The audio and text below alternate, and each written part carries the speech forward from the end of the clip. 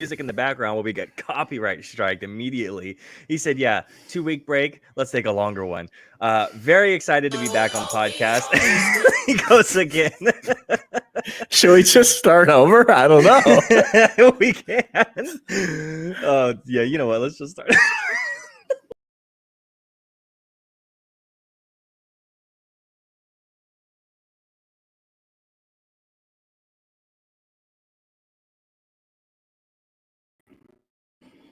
After a break, after some technical difficulties on Drew's side too. So we're back. Very excited to be back here once again talking about NBA stuff. All podcasts are going to be talking about a couple of trades that's happened while we've been on a little bit of leave. Obviously, the NBA Finals have ended. Boston Celtics bringing home banner 18, but also the trades that we're going to be talking about today. Alex Caruso, Mikal Bridges. A couple of guys have gotten signed in the NBA. So let's just go ahead and start with Caruso. Alex Caruso getting traded from the Chicago Bears to the Oklahoma City Thunder. Drew, I know you have some thoughts about this, especially with Sacramento being linked directly to Caruso with the reports coming out directly after this trade. So thoughts about Caruso going to OKC, and then you can bring in the link to Sacramento as well. Yeah, I think it is an excellent move for OKC. I think you're looking at one of those rare, maybe win-win trades here with Josh Giddey, obviously being a established offensive performer, kind of fading out. You disappeared, but I'm just going to keep going. Kind of fading out in the playoffs, and he obviously still has the offensive potential, so kind of starting him over somewhere else. Caruso, obviously an expiring contract, which is he's going to be wanting an extension going to OKC. I think that makes a lot of sense for them. So obviously the Sacramento Kings tie-in is that we're the new age Boston Celtics, where we talk about how we were involved in every rumor and everything that happened out there. We were in, but we never actually do anything. So that's cool. At least we're the Celtics, which means in 4 to 5 years we'll be winning our championship. So I'm excited about that. Camera is not. I don't know why the camera is not working. Here, 1 second. That's okay. I mean, you've never looked better. Yeah, I appreciate it. Like $1 million, right? Yeah, and while we're doing, I'm going to show off. I'm going to show off my De'Aaron Fox, Domantas Sabonis stepbrother sweatshirt. And, you know, it's 100 degrees outside, but I'm keeping my house at like 62, which is why I'm wearing a sweatshirt indoors, in case anyone's wondering. Right. So when it comes to the said Sacramento Kings being linked to everything, I feel like with a lot of what's happened recently with the trades or the some of the contract stuff, it's like, oh, I wish Sacramento would. I wanted that guy for Sacramento. I wanted that guy for Sacramento. I wanted that guy for Sacramento. So it just happened 20 minutes ago. Exactly, 20 minutes ago. I think Giddey getting away from OKC was probably the right move for Giddey himself, because it felt like his role diminished down to almost nothing last year with the emergence of Shai, SGA, Shai. Shai. Yeah, Shai. His role was diminished down to little to nothing at this point. So giving him a fresh start, he's only 21 years old. Them turning down Chicago, personally turning down an offer from Sacramento for the 13th overall pick, that had a lot to do with you telling me that they saw Caruso as a top 5 worthy draft pick in this draft specifically. That has a lot to do with the draft, and obviously Caruso being an all defense NBA player as well. So I'm not sure if it's a win-win, because Josh Giddey hasn't been able to really establish his shooting how we've hoped he's been able to do up to this point. But again, he's young. He's 21 years old. He could still establish that very easily in the next couple of years and end up getting that big contract. So I'm not so sure about the Bulls and what they're doing. They're moving forwardness with OKC. It's a clear vision for me. I see what they're doing, and they're doing great. They're young. They're getting an established vet with a defensive presence, and I like that. Chicago, I'm not sure what they're doing. DeMar DeRozan over there. Obviously, Zach LaVine. Not sure what's going to happen with him. Now you have Josh Giddey. And with the draft, no one knows what they're really doing. I've seen a couple of mocks with guards going to them, and everyone's like, I don't think this is what I would do, but this is what a lot of people are tying them to with a handful of guards. So what do you see Chicago doing moving forward, really, going into the offseason? I don't know. I think maybe they blow it up a little bit. Obviously, they're talking about moving LaVine. I think there's only like 3 spots in the league LaVine can go to. I mean, yeah, the Magic seem like they're in on everybody. The Utah Jazz could take LaVine. Obviously, the Kings, shocker of all shockers, have been linked to LaVine. So that sounds like they want to move him. He's obviously got a massive, massive ass contract. And wherever he ends up going, I feel like the Bulls might have to incentivize the team to take him a little bit. So that's definitely like a little bit of a, the Kings had to trade away Richaun Holmes in last year's draft, and they had to attach their first round pick to get off of his contract. So if we had to attach a first round pick to get off of Richaun Holmes, I imagine that somebody would have to attach draft compensation to take LaVine. Yeah, I definitely agree with you. And then the last piece of their mid 3 is Nikola Vucevic, which that whole big 3, mid 3 situation with DeRozan, Vucevic, and LaVine just has not worked out very well. So I think blowing it up might only be the only option.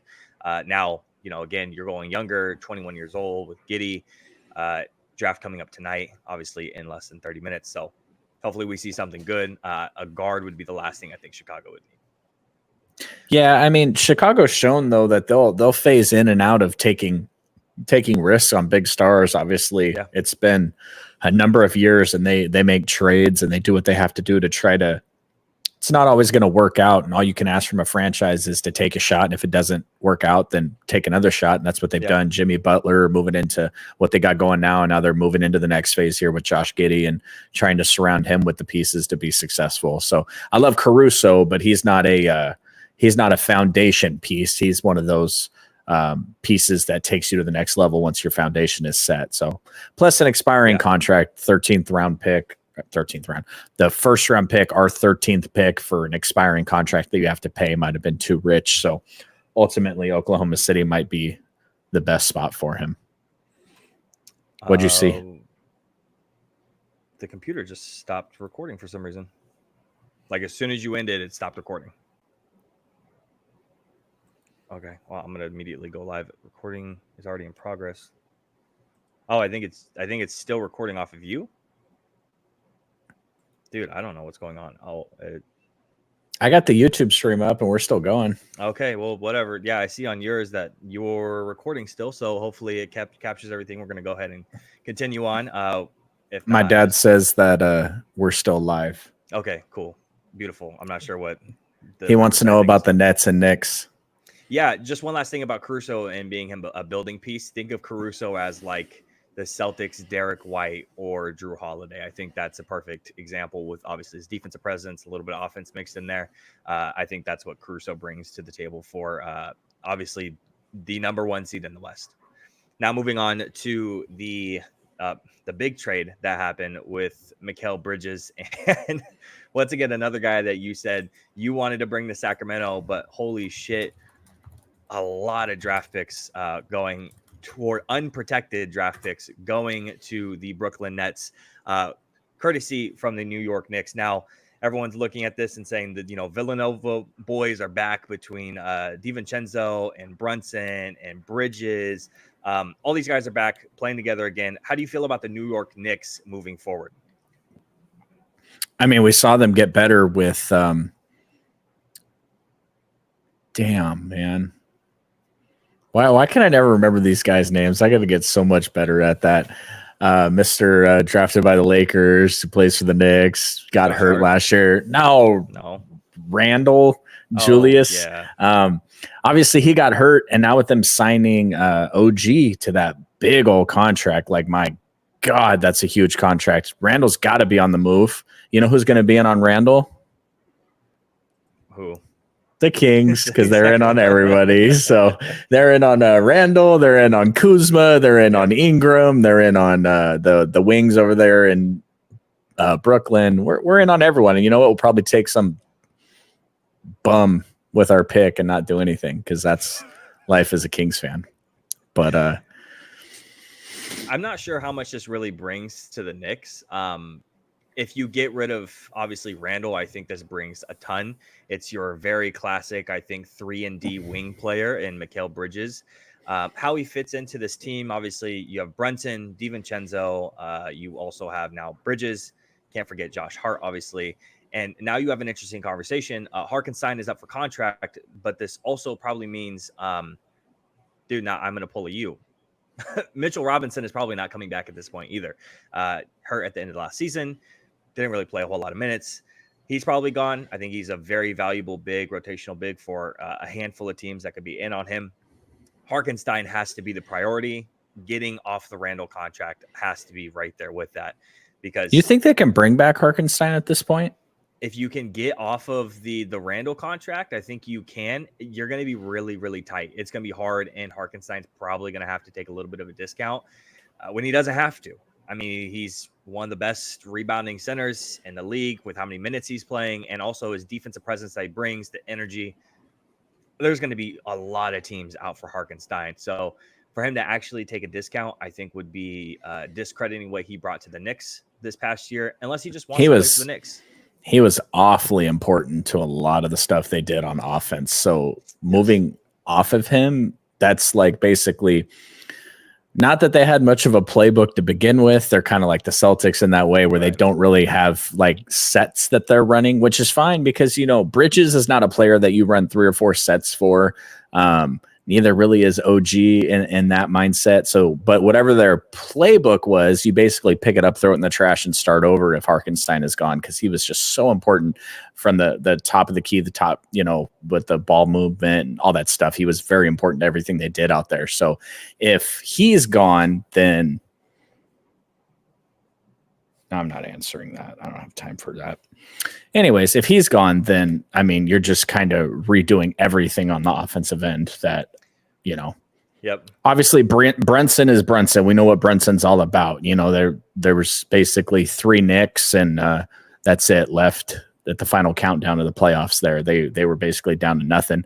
As far as the Eastern Conference goes, I mean, I think it's exciting. I think the Knicks got better, and I think numerous teams in the Eastern Conference have to get better. One of the guys that does the warranty stuff for us at work, I saw him as I walked in the other day sitting in an office, and I just gave him the double birds, and because he's a huge Celtics fan, and he's like, hey, let me ask you a question.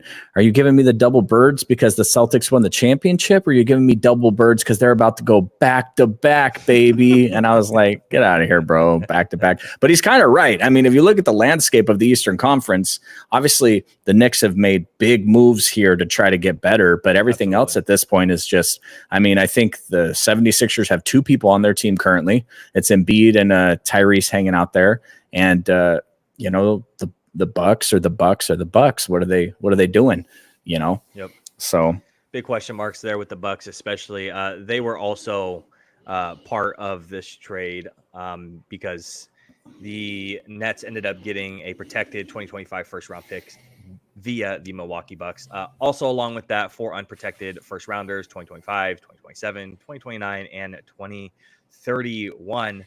And there were some pick swaps in there and a second round selection as well. So a couple more picks tacked on top of that. Looking at the Nets, they all of a sudden have a lot of first round picks moving into the next couple of years, all the way through 2031. They have 16 first round picks, including 4 selections next year and next year's draft, which is supposed to be a lot loaded. Better than this year's. Yeah, a lot better than this draft. So looking at that and looking at the Nets, what can we really say about them with the team, like the players that they have right here, right now, moving forward? Is just this kind of just we're tanking this year's season. We're getting as many picks we can. We're going to go super young, and we're hoping to do as much as we're taking the approach that the Oklahoma City Thunder did. Let's get a bunch of really young guys in there, develop them, and then all of a sudden take these picks, trade for a developing young star. Hopefully he turns into a superstar like our friend Shai. And then all of a sudden they're a playoff team, maybe number 1 seed. So that I think that's their direction that they're going into. Do you see it going any other way with the Nets? No, actually, breaking news from the 2020 podcast studios. I have a direct line to the front office of Brooklyn this morning, and I am told that the tank commander reported for duty this morning. So the tank is ready and loaded, and they are ready. I mean, this is the thing. They got their own draft pick back next year, right? They were able to get their own pick back, which when you're tanking and you don't have your own pick, that's just sucking. There's no point there. When you have other people's picks, you're wanting them to tank. You actually want to beat them. So tanking when you're let's just make sure this isn't Nick Claxton, 4-year $100 million deal to return to the Brooklyn Nets. It's a good So player.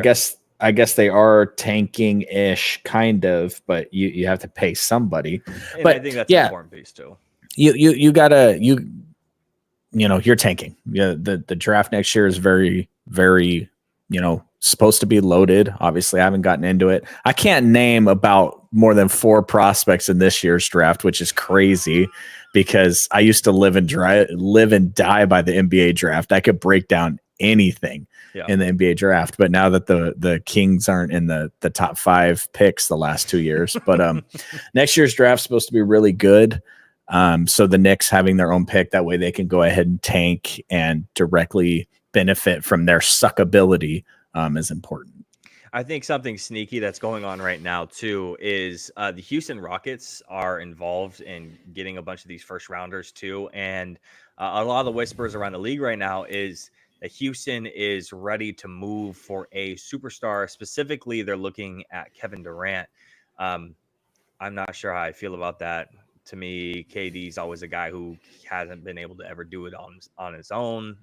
Even with the superstars he has had, they break up pretty frequently. And I mean, he's like Taylor Swift with all of her exes, and with Kevin Durant with all his ex teams. So not a great relationship there. Outside of Kevin Durant, do you see Houston going for any other big time superstar, trying to make a push for, trade for, or even sign any of these guys? Yeah, I actually think that the process that the Rockets are in is highly likely. I've heard that Sengun might potentially be a part of that package, and he's an exceptional young player. Yeah, that'd be crazy. Those picks in Sengun for Kevin Durant, I think, is a terrible idea for the Rockets. And the funny thing is that if I was the Suns, I would actually do it. But this tweet from the Suns owner today, NBA draft night is the best. Everybody's talking about the drama and storyline. Some are right and some are just wrong. My turn. Phoenix loves Kevin Durant and Kevin Durant loves Phoenix. And we are competing for a championship this year because we have the team to do it. So straight from the Suns owner's mouth, Kevin Durant ain't going nowhere. But the compensation and the expectation for a superstar really heightened today with Brooklyn getting all those picks for Bridges. When I originally saw that, and I value Bridges as a player that I thought the Kings could get. So I pay attention more to stuff that we can operate in than like, LeBron should opt out and come to Sacramento. Yeah, fat fucking chance that ain't going to happen. So I don't even dwell in those worlds. But are you telling me that Brooklyn couldn't have picked up the phone and called the Clippers and like gotten, or I'm sorry, reverse that. Are you telling me that the Knicks couldn't have called up Clippers and said, hey, we got all these picks. We want Paul George. Are you telling me that the Clippers couldn't call Paul George and say, hey, opt in. We're going to send you the Knicks. You want to go to New York? Paul George had been like, well, I don't know Paul George, but it's New York. He's in LA now. He's going to New York. I'd imagine that'd be something he would do. Definitely. So, yeah, that's just a shit ton of picks for Bridges. So I can't imagine what it's going to take to get another superstar if that's what you get for Bridges. I think you might see it tonight. We might be live streaming and see the trade tonight. I hope so. If Houston's going to trade Sengun, I think it's tonight to try to pick up one of the big men in the draft. Sarr's going to be gone by the time that pick comes around. But yeah, Donovan Clingan, who's going to be sitting there, most likely at least. Zach Edey is probably a little bit too early for Houston picks. But there's clearly going to be big men in this draft that they potentially want.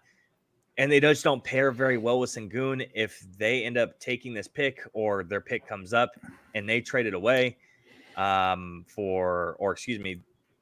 yes, they traded away for a big time, superstar in Kevin Durant. I think it's possible tonight, or we might see it here in the next hour or so. Yeah, I would put the chance at Kevin Durant being traded at this point at like a negative 100%, because it's one thing for the team, the Phoenix Suns, to leak something to Woj and have Woj come out and say, or Shams say, hey, the Phoenix Suns are in love with the fit with Kevin Durant. They're focused on making it to the championship with him, this, and that. That's a smoke screen. It's another thing for the goddamn owner to come out and be like, yeah, we love Kevin Durant. Because if they trade him tonight, after the owners basically come out and said, hey, we're not doing it, that fan base is going to be like, you're a clown. You're an absolute clown. You know what I'm saying? Like if Vivek Ranadive gets tweets out, hey, we will never trade Tyrese Halliburton, and then you trade Tyrese Halliburton, that's all your goodwill with your fan base is toast. It's done. So there's under zero circumstances do I see Kevin Durant going anywhere tonight, as much as I hope he does, because I love the drama. But I'm not exactly sure who that superstar is that would be on the move outside of Paul George. Maybe Chris Paul, I guess, might be on the move tonight, but maybe not a superstar. But obviously, there's been chatter of maybe like a Brandon Ingram move. So Brandon Ingram could be on the move from the Pelicans. So that could be a potential possibility here tonight. I think that they should stick with the Zion Ingram tandem. But if they want to move off of him, because again, as soon as the season ended, that was the immediate talks and whispers. And we even had a discussion about that. He could be one of those guys. He's a wing, and he kind of has that Kevin Durant base. Obviously not as good as KD, but he plays in a similar type way. If you want to run a similar type offense with that specific player in mind, at least the player type, he might be someone you might want to run after at a much discounted price in terms of the picks that you're giving away and potentially the contract that you want to give him right after. So that's the other one that I can really think of that would be almost make sense just because of the whispers that we've heard. I feel like I'm going to say this a lot as we go through, especially free agency, but re-signing Malik Monk to a 4-year, $78 million deal when Nick Claxton just got 4 years and 100 is, the thing about the Malik Monk deal is I'm not a salary cap expert, but it is the maximum contract we were able to offer him, and other teams could offer him more. So locking that dude up before, free agency is just absolutely fantastic for us, because 4 years, 100 for Nick Claxton is just reminds me of a couple years ago when free agency started and Timofey Mozgov got like a $70 million contract from the Lakers, I think. And he played like half a season, then he was toast. Just like free agency is wild. Some of the dead stuff that ends up happening is interesting, I guess, is probably the nicest way to put it. Not to like, you see the contract that the Raptors just gave Scotty Barnes? Yes. Yeah, I did. I mean, I like Scotty Barnes, and they're clearly signaling like he is the future of the Toronto Raptors. He is our guy. This is why we're paying our guy. It's kind of like the Kings paying De'Aaron Fox all that money back in the, a couple years back, but it's like, the Raptors ain't going to the finals with Scotty Barnes as their best player. Like, if you tell me the Raptors make it to the finals, it's because they put somebody on that team that's better than Scotty Barnes, in my opinion. Absolutely, 100%. I like Scotty. I think he's a really good player, but I think he'd be a really solid too. Really solid. He's definitely not leading a championship team anywhere. I just don't think so. What do you think your average NBA fan is? And I think that the NBA is a lot more regional, Yeah, definitely. And like I'm not the guy that's all super torn up about inside the NBA ending, Charles Barkley retiring, all that stuff. Like, I see the clips on social media and stuff, but I don't sit down and watch pre and post game shows on cable, because I'm watching stuff on YouTube or podcasts, people that I listen to. Yeah. But like, what do you think your average NBA fan's understanding of who Nick Claxton is? Oh, probably real low. Because I just had this funny like, he's a big man. I mean, that's as far. I just had this funny like view pop into my mind of Brandon Ayuk, he's sitting home on his couch and he gets a little notification. Nick Claxton just got 4 years, $100 million for the Brooklyn Nets. And Brandon Ayuk goes, who the fuck is Nick Claxton? Why can't I get no money? Nick Claxton's got $100 million. I can't get no money. It sucks to be a player in the NFL, man. You should have been a baseball player, should have been a basketball player. Yep. Yeah, you can't even get freaking 28. What is the number? What's he trying to get? 30 million, trying to get 30 million a year. Yeah. He's the 49ers like, nah, you're worth like 26. He's like a tier 1.B player in the NFL, and he can't. Nick Claxton, 4 years, 100 million. Now here's Shohei Ohtani. Here's $500 million. Now he's one of the best players on the planet, so that's a little different. But Nick Claxton. Well, I think that wraps it up for us. Drew, unless you have something to hijack us on a weird tangent for us to go on, any other trades, contracts, or anything like that you want to talk about. If not, we could wrap it up and then we can start again at 5 o'clock. Yeah, let's wrap it up and start again at 5 o'clock. Well, I think you actually have to end it this time around. You should have to. Oh my gosh, am I the boss? You might be the boss for once. All right, what do I do? I just click leave or what? No, not leave. It should be to the left of leave.